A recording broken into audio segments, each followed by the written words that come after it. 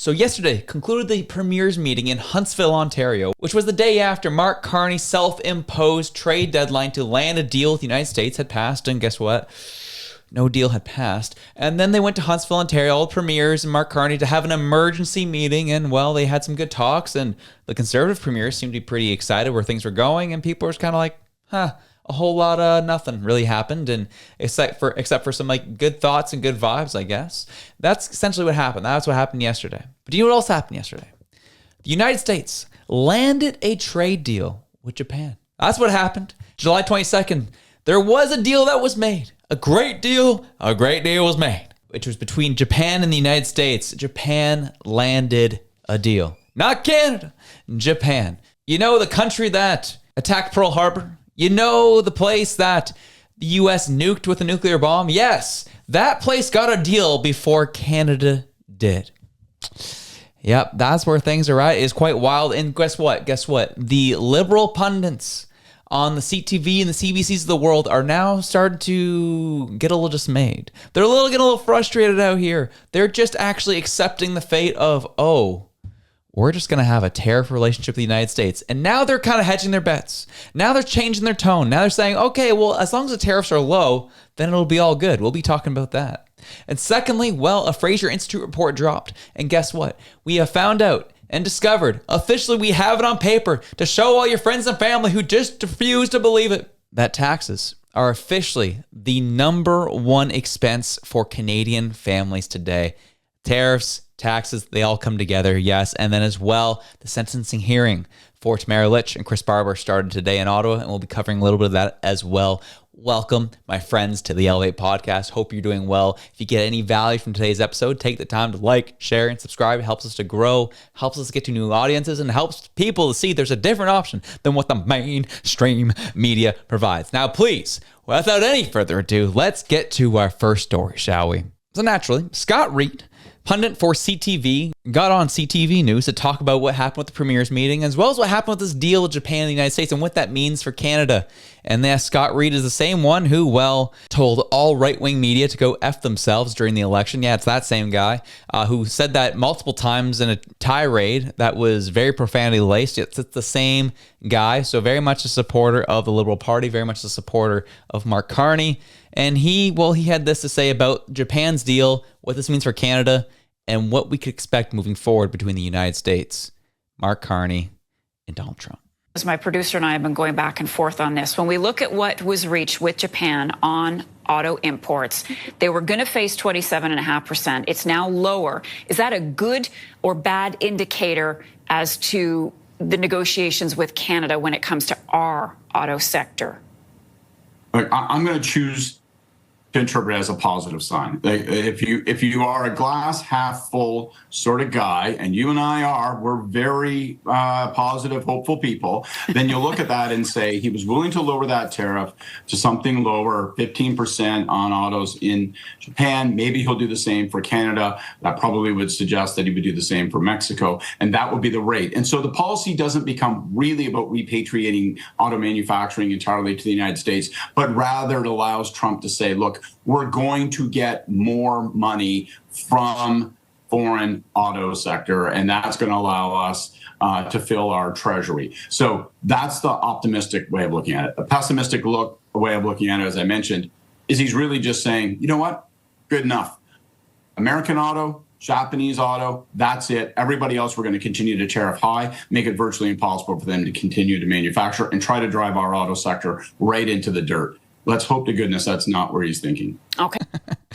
That's Scott Reed for you, saying, you know what? Like, it just seems like Donald Trump is coming to a deal. He's trying to make this all work. He's trying to essentially make more money for the United States and make trade reciprocal, as essentially what you've heard a lot from the likes of Howard Lutnick and as well as Donald Trump himself. They just want a fair deal between countries to make sure that the USA is not getting screwed over from, well, their perspective. Obviously, Scott Reed here said there's two sides to this. There's the pessimist side or the optimist side. The optimist side is that, you know, he came to a deal that he really wanted, and Donald Trump was really happy with the deal between Japan and the United States, and it came to at a lower rate, and it just seems like he just wanted to get a deal done that was fair for both sides. But the pessimist side, he said here, is this could mean that he just wants to work with Japan and the United States, and he's going to say, screw Canada, we're going to put him in the dirt. That is really the liberal view, isn't it? Liberal view right now is they're seeing lower tariffs as a good thing. They're seeing lower tariffs as a positive direction. They're seeing lower tariffs as a win in some ways if Mark Carney can secure something similar. What this piece is telling me is that they're starting to see what reality is. They're starting to see the same thing that we've been seeing for a very long time, and that is we're not in the driver's seat. We are not going to be elbows up and show them what's up. It's going to be, we're going to get what we can get at this point. And if that's lower tariffs, then so be it. We get lower tariffs. Better than 25%. If we can get down 15, 10, that would be awesome. Scott Reed's going to take that. But again, the piece he said at the end is really what caught my eye, was the fact that, or is this going to be Donald Trump's way to put our auto manufacturing into the dirt? I thought, my friend, we were elbows up. I thought we were in control of our own destination. That's what I was promised during the election campaign. That's what a lot of mainstream media was promising as well through the election campaign. And now you're saying Donald Trump has the power to put our auto industry in the dirt. You're admitting that on national television. What changed? I'm genuinely curious. What changed? And it's funny how he talks about how Donald Trump has the power to put our auto manufacturing in the dirt. Well, quite frankly, I do agree that Donald Trump could do that. If he really wanted to, he could make sure that life was not very easy for us. But the reality is we also don't make life easy on ourselves, which was shown in this CBC panel, David Cochran and a couple members from the manufacturing industry in autos here in Canada. And with that, I'll say this. We are in a technology age. We are in an age where your information is being sold at a premium. You might sign up for a newsletter, sign up for a loyalty card. The next thing you know, you're getting spam calls and you're also getting spam emails, and people just won't leave you alone. And quite frankly, if you're like me, you're one of those types who's just resigned and hoping and praying nothing bad happens in the long run. Then a service called Incogni came across my desk. A service that scours the internet for your information and puts requests in to make sure your information is removed from these third-party services who are selling your information at a premium without your discretion. As I've said, there's times I've signed up for newsletters, signed up for loyalty programs, and all of a sudden I'm getting phone calls from numbers I otherwise don't know anything about. Or I'm getting emails, again, from addresses I know nothing of and didn't ask for at any point in time. Or even worse, you hear of a big data breach of a service you don't even use, and somehow you find out your information was leaked in it. And that's where Incogni comes in clutch. You simply log in, put your information in, and then they start looking across the internet of where your information's been used, sold, or being traded with third-party partners. I've only been using it for the past week, and they found 39 instances already of services who are using my information and selling it at a premium or trading it at a premium. In this case, they found 39.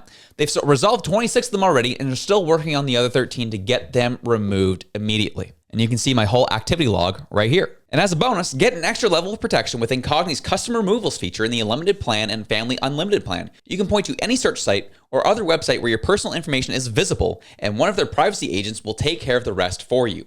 If you want to keep your internet ID safe online, then download Incogni today. Take your personal data back with Incogni.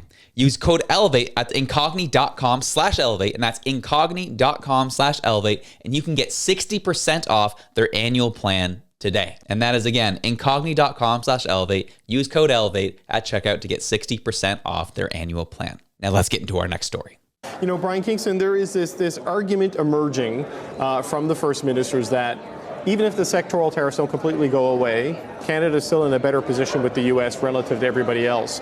But for those sectoral, those sectors that are hit, like yours, that's pretty cold comfort. I mean, what's your mood with 10 days to go on this? Yeah, look, of course it's good to be in a relatively better position than other countries, but at the end of the day, when you have investment that comes into the Canadian market, you are sending product to the U.S. and therefore you're competing with U.S. footprints. So if we have permanent tariffs that make it uncompetitive to build cars and ship them to the States, that is a problem long-term for the industry. That said, it puts the onus on government. We have to be ultra-competitive as a country, and those have been some of the conversations that premiers have been having.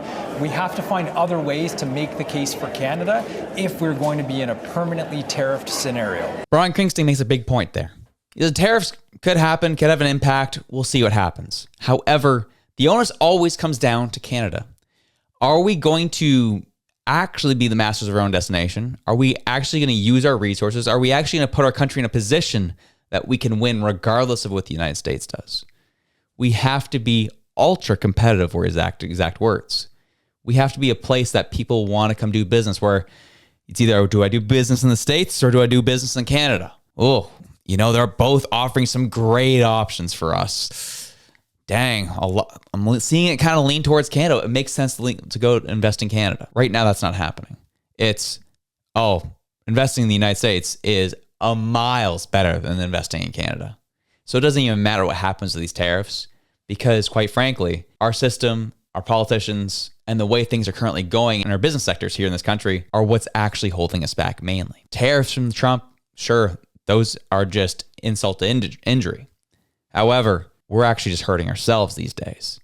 And that's the reality we actually have to face is, are we going to look at our current politicians? Are we going to look at our governing parties at the federal, provincial, and municipal levels to start doing their jobs and call them to be better? Is that what's going to happen? And obviously a lot of that onus is going to fall on the federal government to make sure they scrap certain problematic bills so that the premiers who want to do something good for their provinces have the option to do that rather than being handcuffed half the time. That's questions a lot of people are having these days. It doesn't matter what Donald Trump does. Sure, there's things that he could do that aren't going to be helpful, or things he could do that could be helpful. Who really cares? It's our federal government that's causing the most issues right now, especially when it comes to their industry carbon tax, which is essentially a permanent tariff, if we were being honest, on our manufacturing industry here. If you really want to start talking, getting rid of some things, that's another one of them that you're going to have to get rid of if you want to be ultra competitive. Because we have these crazy laws in place, because our federal government continues to want to get in the way of innovation, our government wants to continue to get in the way of businesses flourishing in this country, well, it leads to things like what Fraser Institute released yesterday. Taxes versus the necessities of life. Some interesting moments that came out of this report. Taxes have grown much more rapidly than any other single expenditure for the average Canadian family.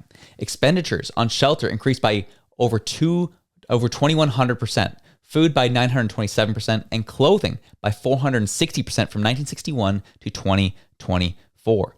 The 2,700% increase in the tax bill has also greatly outpaced the increase in the Consumer Price Index, which measures the average price that consumers pay for food, shelter, clothing, and transportation, health and personal health care, education, and other items. In 2024, the average Canadian family earned an income of $114,289 and paid total taxes equaling $48,306, almost 42.3% of what they earned. In 1961, the average family had an income of $5,000 and paid a total tax bill of over $1,600, which was 33.5% of their income. So we're paying roughly 9% more taxes than we ever have. And we're seeing less and less for our tax dollars by the day. Our industries are getting taxed, our businesses are getting taxed, and the people are getting taxed the most out of all of it. And so we wonder why there's no innovation happening in this country. We wonder why businesses refuse to come here, and yet our media wants us to point at Donald Trump as the problem. We've created this problem ourselves, and we've got to be the ones who need to fix it. So all eyes on Mark Carney. All eyes on the Liberal Party. All eyes on those who are on vacation right now.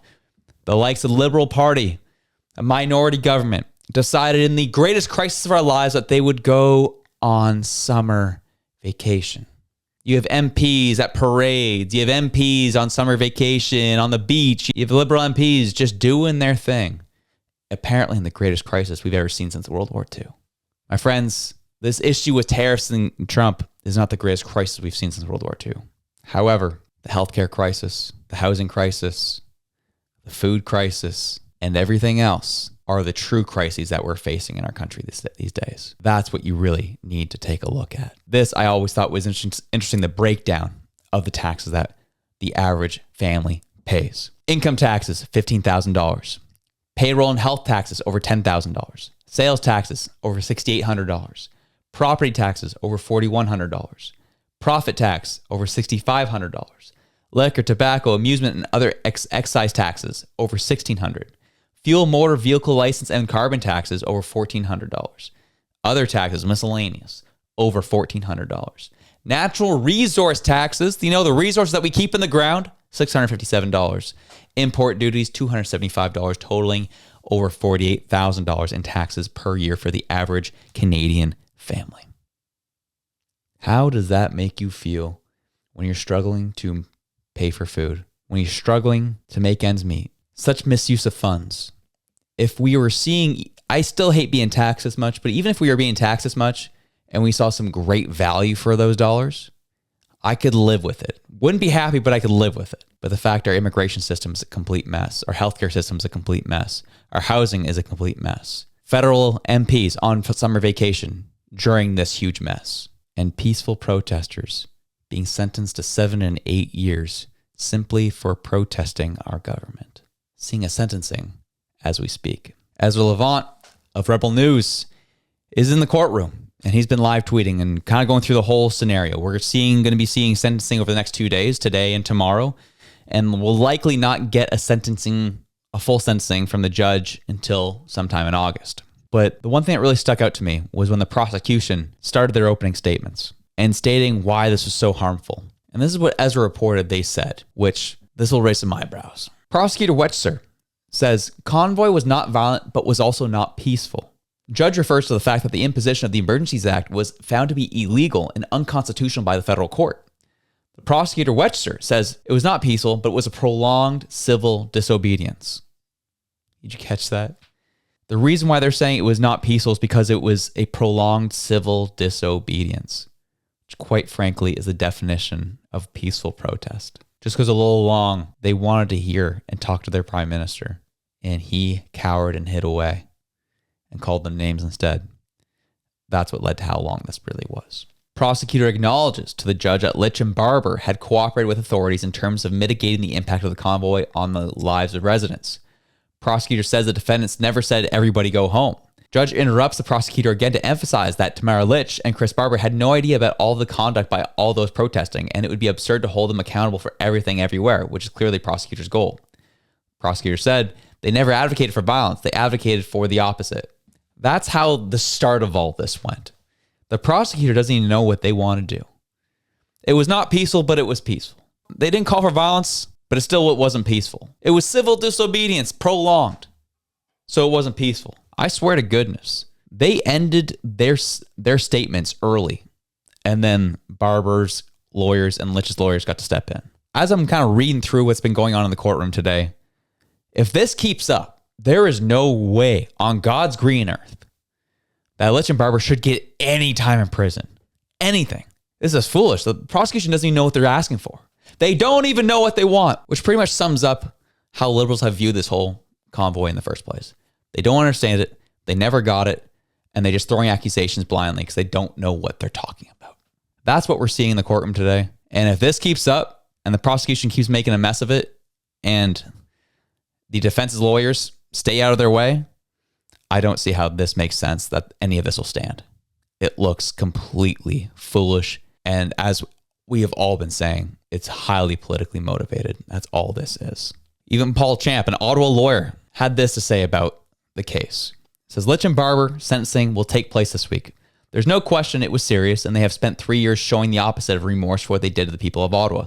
But an 8-year sentence is ridiculous. In my opinion, no custody for Litch and 6 months for Barber. And that's someone who disagreed with everything they did. We're upset by what they did. And he's even saying, this is stupid. This is ridiculous. This is dumb. Why are we even doing this? He hated what they did. And even he's saying, this doesn't make sense. Why are we wasting dollars on this?